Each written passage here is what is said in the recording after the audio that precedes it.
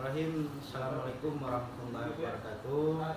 Pada kesempatan hari ini saya calon guru penggerak angkatan 9 dari Kabupaten Batanghari akan mewawancarai salah satu kepala sekolah terbaik di Kabupaten Batanghari, tepatnya di Provinsi Jambi, Kepala SMA Negeri 8 Batanghari, Ibu Yud Mardiati. Assalamualaikum Bu. Pada kesempatan ini ada beberapa hal yang ingin saya tanyakan kepada Ibu. Yang pertama yaitu selama ini bagaimana Ibu mengidentifikasi kasus-kasus yang merupakan dilema etika dan rujukan moral yang ada di sekolah Ibu. Apakah Ibu pernah menghadapi situasi yang konkret yang bisa dijadikan contoh? Jadi baiklah, terima kasih Pak Zaki atas pertanyaannya. Jadi seperti ini ya, di dalam suatu organisasi satuan pendidikan itu kita akan seringkali ditemukan dengan hal-hal yang bersifat dilema etika ataupun bujukan moral seperti itu ya. Jadi dari beberapa kasus ada yang memang kita itu dari cara kita penyelesaiannya. Nah, ini kalau dilema etika ini kita agak rumit. Kenapa ya Ibu sampaikan rumit? Karena ketika kita salah dalam mengambil keputusan, ini akan merugikan bagi pihak lain, karena memang biasanya kalau dilema etika ini benar vs benar seperti itu ya. Nah, jadi kita harus memilih mana yang paling pas untuk suatu keputusan yang kita anggap paling bisa untuk mengakomodir dari hal yang kita temuin tadi. Nah, yang saat ini kan sedang merekap siswa-siswa eligible untuk SNPB ke perguruan tinggi, mahasiswa undangan ke perguruan tinggi melalui jalur rapor. Nah, di sini dilemanya itu, Pak Zaki, kita dihadapkan dengan yang pertama, anak-anak yang memang dia memiliki kesempatan untuk mengikuti masuk ke dalam kategori siswa eligible, tetapi dia tidak ada keinginan untuk kuliah, seperti itu. Nah, di sisi yang lain, ada anak yang dia tidak masuk ke dalam siswa eligible, tapi dia punya motivasi yang kuat untuk kuliah dan memang benar-benar serius. Nah, sehingga di sini ini kan dalam posisi dilema ya, menimbulkan dilema. Nah, sehingga untuk memutuskan siapa yang akan masuk pendaftaran rekapan siswa yang akan diajukan, itu biasanya melalui proses yang panjang. Jadi kita dulu orang tuanya, terus follow up beberapa kali sama anaknya langsung sampai ke keputusan akhir. Nah, kemudian kita juga minta pendapat dari beberapa orang guru-guru yang memang ngajar siswa tersebut. Nah, sehingga ketika ngambil keputusan semua pihak itu dapat menerima keputusan yang ditetapkan oleh sekolah. Itu contoh yang dilema etika. Nah, kalau untuk yang bujukan moral, nah ini ada nih satu kasus Pak Zaki. Jadi biasa ini menjadi menjadi momok lah ya, menjadi kesempatan. Ada beberapa sekolah biasanya itu kan di sini merupakan kesempatan untuk menambah pendapatan sekolah dengan siswa yang notabene dia sudah tidak ada di sini lagi, kemudian masih dibiarkan di dalam dapodik karena siswa itu putus sekolah atau memang dia tidak melanjutkan ke pesantren mungkinnya, sehingga dia tidak include antara data emis dengan data dapodik, tidak sinkron. Nah, sehingga datanya itu bisa double. Nah, kadang-kadang ada juga yang dibiarkan, tapi kalau untuk itu kan bujukan moral ya. Nah, bujukan moral karena di sisi kalau kita ngambil ininya kan, kita bisa dapat tambahan biaya untuk sekolah. Tujuannya baik ya untuk sekolah. Tetapi sebenarnya itu salah. Bos itu. Tapi itu sebenarnya salah. Dan di sini Ibu memang untuk hal itu mengkat ya, tidak sama sekali untuk hal-hal yang seperti itu. Jadi memang tetap sesuai prosedur lah seperti itu. Nah, kemudian selama ini Ibu menjalankan pengambilan keputusan itu, ya kita tahu ya kepentingan dari pengambilan keputusan itu kan sama-sama benar. Nah, bagaimana Ibu mengambil keputusan tersebut berdasarkan nilai-nilai kebajikan? Ya. Nah, jadi untuk pengambilan keputusan biasanya kita uji intuisi. Nah, uji intuisi itu kita kita pertimbangkan berdasarkan hati nurani kita. Kemudian landasan-landasan etiknya seperti apa. Nah, kemudian ada apakah ini bertentangan dengan hukum dan lain sebagainya macamnya. Ketika itu bertentangan dengan hukum, kita tidak akan mengambil resiko seperti itu. Betul. Tetapi ketika itu masih bisa disepakati dan artinya itu tidak ada pelanggaran hukum. Ya, betul. Artinya tidak ada pelanggaran hukum dan itu bisa menjadi suatu mufakat yang merupakan keputusan bersama. Nah, biasanya diambil seperti itu yang menjadi keputusan bersama. Biasanya kita buatkan berita acara dan lain sebagainya macamnya, sehingga kita tidak menyalahi aturan yang berlaku seperti itu. Kemudian langkah atau prosedur seperti apa yang Ibu lakukan jika dihadapkan dengan kasus yang dilema etika ini? Kemudian apakah Ibu bisa menjelaskan tahap-tahapan yang Ibu lakukan? Ya, untuk dilema etika tadi di awal kita sudah menjelaskan bahwa itu biasanya benar versus benar, Jadi kita memang harus harus jeli dalam menghadapi situasi yang dilematik ini. Nah, yang pertama, yang jelas kita harus mendalami dulu kasusnya. Kita cari informasi dulu, mengidentifikasi dulu dari semua lini terhadap dua kasus yang kita harus menetapkan keputusan tadi. Nah, jadi kita mendalami dulu, kita lakukan analisa, kemudian seperti yang Ibu gambarkan di contoh awal tadi, nah biasanya kita mencari ke sumber-sumber yang bisa dipercaya dan dapat dipertanggungjawabkan. Nah, sehingga ketika di keputusan akhir itu tetap bisa dipertanggungjawabkan dan tidak ada pihak yang merasa dirugikan, seperti itu. Kemudian menurut Ibu hal yang efektif lah selama ini yang Ibu terapkan yaitu dalam pengambilan keputusan pada kasus-kasus dilema etika itu bagaimana? Jadi hal yang paling ini efektif untuk dilakukan. Yang jelas kita tentu saja harus mempelajari kasus ini lebih jauh apa manfaat-manfaatnya yang akan ketika kita akan mengambil keputusan A misalnya kan kita sudah menganalisa apa dampaknya terhadap keputusan A. Ketika kita mau ngambil keputusan B, kita pun sudah menganalisa apa efek ataupun dampak yang akan dihasilkan. Nah, sehingga dari kedua sisi ini tadi, kita jika memang bisa membahas ini di dalam suatu tim atau forum ataupun berkolaborasi, Ibu rasa itu lebih baik. Karena apa? Karena pemikiran satu orang itu akan terbatas dengan pemikiran beberapa orang. Nah, sehingga ketika isinya ada, tetapi ini bukan hal yang tertutup yang terbatas dan bisa diketahui tim yang berada di lingkungan sekolah itu biasanya Ibu melalui tim karena keputusan bersama itu akan lebih baik dan bisa dapat dipertanggungjawabkan. Walaupun nanti keputusan akhirnya tetap Ibu sebagai kepala satuan pendidikan yang akan memutuskan akhirnya, namun sudah dapat gambaran-gambaran tentang beberapa hal yang perlu untuk keputusan tersebut seperti itu.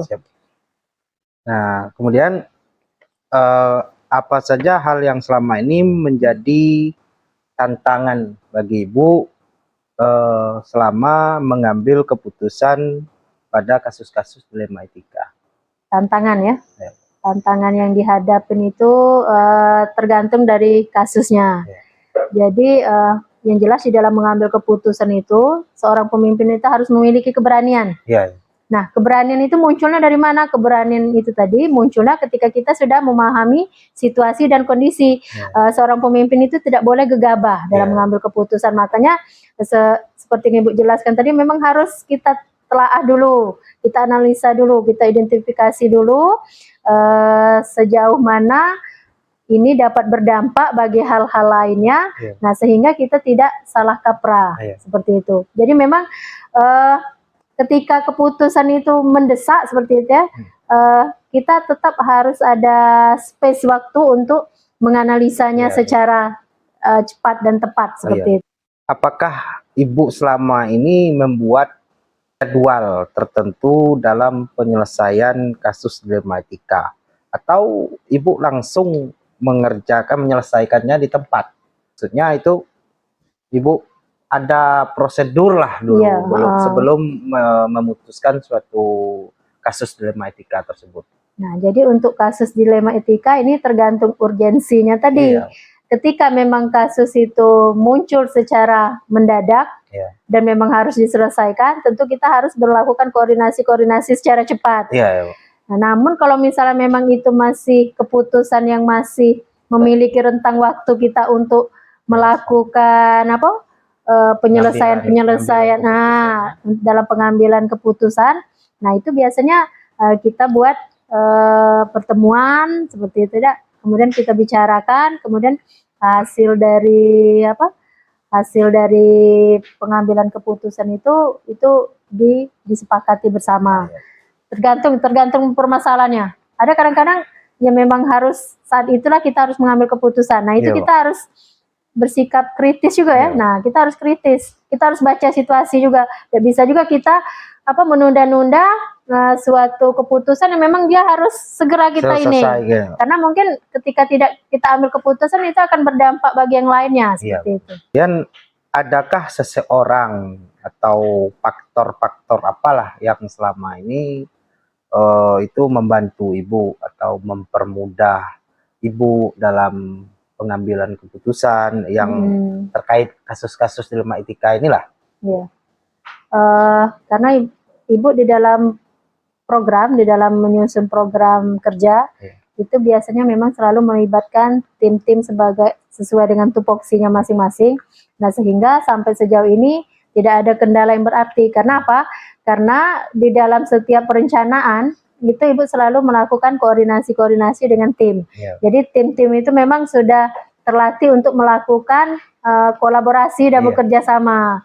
Nah, inilah yang membantu di dalam atau keputusan itu dapat dilakukan dengan tepat dan dengan tepat sasaran seperti itu ya, sesuai dengan yang diharapkan, sesuai dengan tujuan yang kita harapkan seperti itu. Saya bisa nangkapnya nih, Bu. Yang terakhir nih, Bu. Dari semua hal yang telah Ibu sampaikan tadi, pembelajaran apa sih yang Ibu petik dari pengalaman Ibu dalam pengambilan keputusan terkait dengan dilema etika? Jadi pengalaman dan pembelajaran yang dipetik ya, sejauh ini yang Ibu jalani, karena kita berdasarkan program-program yang sudah kita susun, kemudian kita juga memahami tentang tupoksi, peran kita, sehingga di setiap aspek itu kita ini kan di dalam institusi, dalam organisasi satuan pendidikan ini ada masing-masing standar. Nah, setiap standar itu kita pasti sudah punya planning yang harus kita lakukan. Nah, di dalam prosesnya itu kan banyak sekali hal-hal yang tiba-tiba muncul di luar perencanaan kita. Nah, disitulah kita harus bisa mengantisipasi. Makanya ada kita ada analisis SWOT ya. Nah, kekuatan kita apa, hambatannya apa, tantangannya seperti apa, terus solusi-solusi seperti apa yang sudah kita ini kan. Jadi di awal kita sudah menyiapkan alternatif solusi untuk strateginya ya. Strateginya menyiapkan alternatif, sehingga ketika ada benturan seperti itu, nah kita tinggal menggerakkan tim yang sudah kita rancang di awal, yang sudah dibentuk kayak gitu. Sehingga memang kayak kasus misalnya tiba-tiba anak-anak ini melakukan tindakan kriminal bertinju kayak gitu misalnya ada. Nah, kalau itu Ibu tidak terlalu khawatir. Kenapa? Karena kita juga sudah mengantisipasi, oh ini timnya seperti ini. Nah, kemudian kita juga sudah melakukan koordinasi lintas sektoral Iya, dengan pihak keamanan, dengan pemimpin wilayah, kita melakukan koordinasi dan kerjasama. Nah, sehingga mau kemanapun kita sudah ada arahnya. sudah punya ahlinya masing-masing Iya. seperti itu. Ya, saya rasa Ya. cukup sekian pertanyaan dari saya. Mohon maaf telah mengganggu waktu Ibu. Semoga ini menjadi pembelajaran juga bagi saya sebagai calon guru penggerak. Terima kasih kepada Ibu waktunya. Sama-sama. Assalamualaikum warahmatullahi wabarakatuh.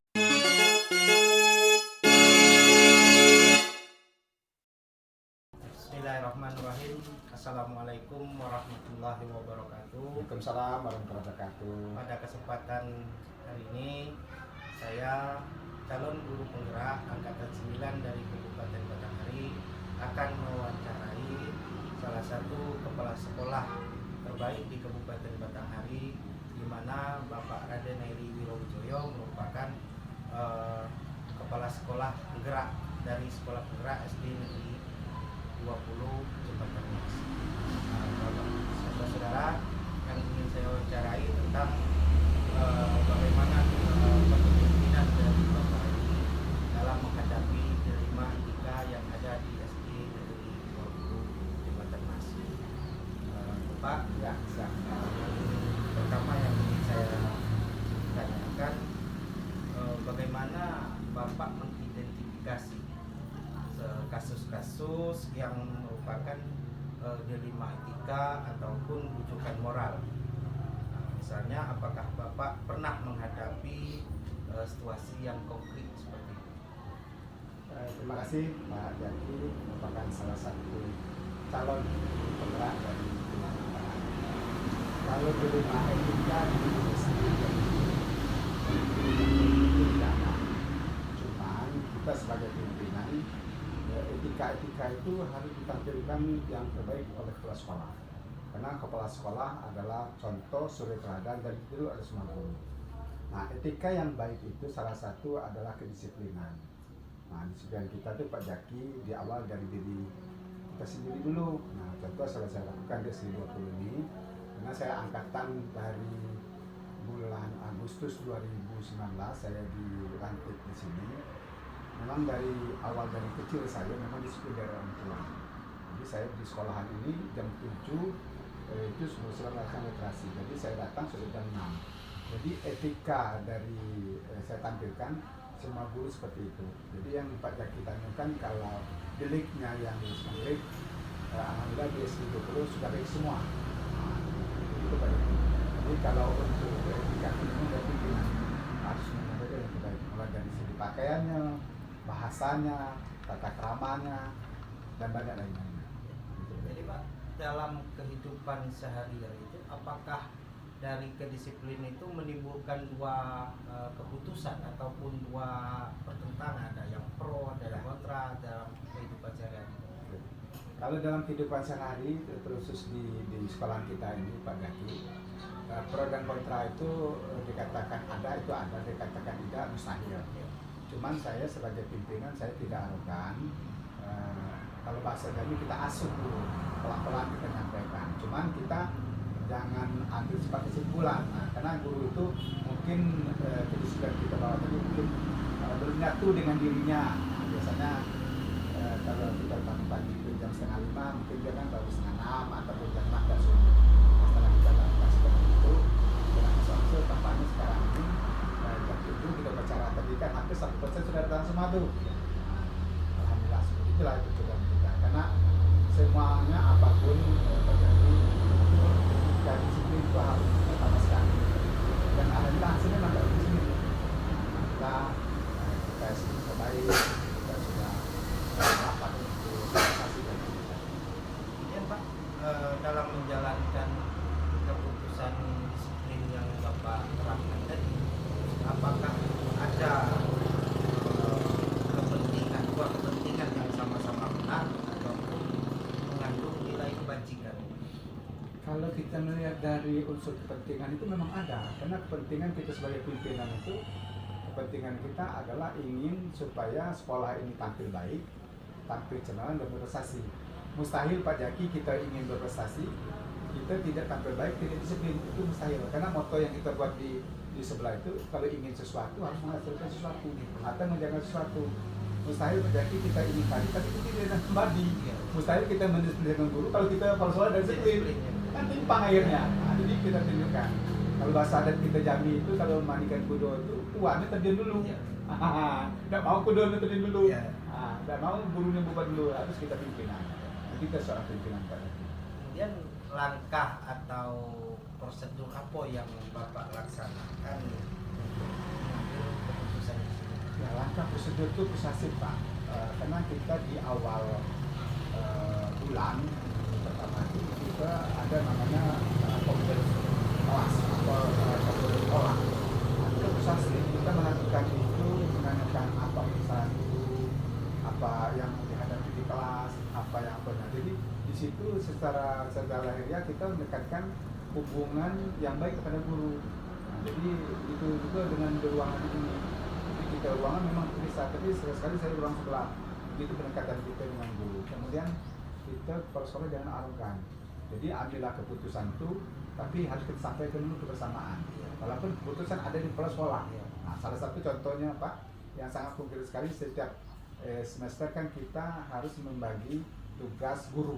Nah, itu pada catatan saya sudah ada, misalnya Pak Jaki di sana, Pak Sudiara. Tapi saya sampaikan dulu, ayo siapa mau kelas ini. Nah, seperti kita kemarin Pak Jaki.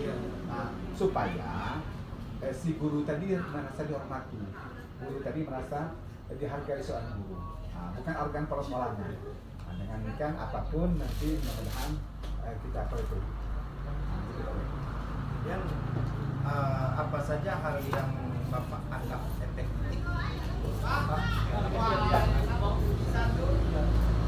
Efektif di dalam keputusan itu. Apabila sudah mengambil keputusan itu berkulit dan nyata harus dilaksanakan. Setiap kita mengambil keputusan untuk berjaki, kita harus tercatat di buku hasil rapat kita. Nah, jadi setiap bulan kita lihat, lihat rapat kita hasil begini. Contoh di seperti tadi, contoh kita misalnya untuk membagi tugas dalam melaksanakan kita olimpiade misalnya, kita harus konkret. Kalau tidak mau, di mana aja tidak mau. Nah, jadi kita harus ditanyakan berulang-ulang. Mengapa sudah kita musyawarahkan, nah tidak laksanakan. Karena hasil musyawarah itu saya rasa merupakan yang sangat terbaik. Nah, gitu. Kemudian menurut Bapak, apakah sebuah jadwal tertentu atau penyelesaian dari dilema etika tertentu itu diselesaikan di tempat atau Bapak menyelesaikannya dalam bentuk prosedur yang sesuai yang Bapak jalankan? Itu dua pendekatan. Kalau sama guru, kalau memang ada rasanya pendekatan agak prosesif, saya panggil ke ruangan saya. Tapi kalau secara global, cukup di ruangan guru akan dikompel. Begitu juga dengan masalah siswa kita. Kalau masalah siswa kita agak persuasif dikit, kita panggil orang tuanya di ruangan ini. Jadi orang tuanya tidak malu, siswa kita tidak malu, dan sekolah kita dianggap tahu etika. Jadi etika itu bukan etika berpolitik saja, etika kita berkeluarga, etika kita dalam bermusyawarah, etika dalam keputusan harus memilih dan memilah apa yang terjadi. Kemudian adakah atau orang atau faktor-faktor yang selama ini mempermudah Bapak dalam mengambil keputusan? Faktor yang mempermudah itu semuanya. Karena kita faktor yang termudah itu stakeholder semua sekolah. Semua yang ada di SD 20 ini kita rangkul semua. Mulai dari orang kantinnya, apalagi guru dan tendiknya, pengawasan, komite kita rangkul semua. Kenapa? Jadi kalau kita ingin berhasil, kita harus merangkul orang sebanyak-banyaknya. Jadi semua dukungan kuat itu, apapun yang kita putuskan itu enak. Kita akan mengambil keputusan dan menjalaninya. Tapi kalau kita keputusan kita hanya sebatas guru saja, komite dan pengawas berarti malah petangkap apa jadi enak baik orang melemparkan batu ke kita. Jadi selama ini kita lakukan mulai dari SD 14, SD 35 dan 20 yang kita ada di pimpinan seperti itu. Kita pendekatan persuasif dan persaudaraan. Dari semua yang telah Bapak sampaikan, menurut Bapak pelajaran apa yang Bapak petik dari pengalaman pengambilan keputusan? pelajaran yang sangat penting yang pertama, bahwasanya kita memanusiakan guru itu yang pertama.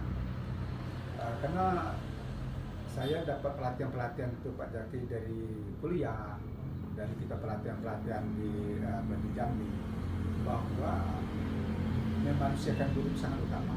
Contohnya seperti ini, kita supervisi dalam kelas, misalnya Pak Jaki saya supervisi.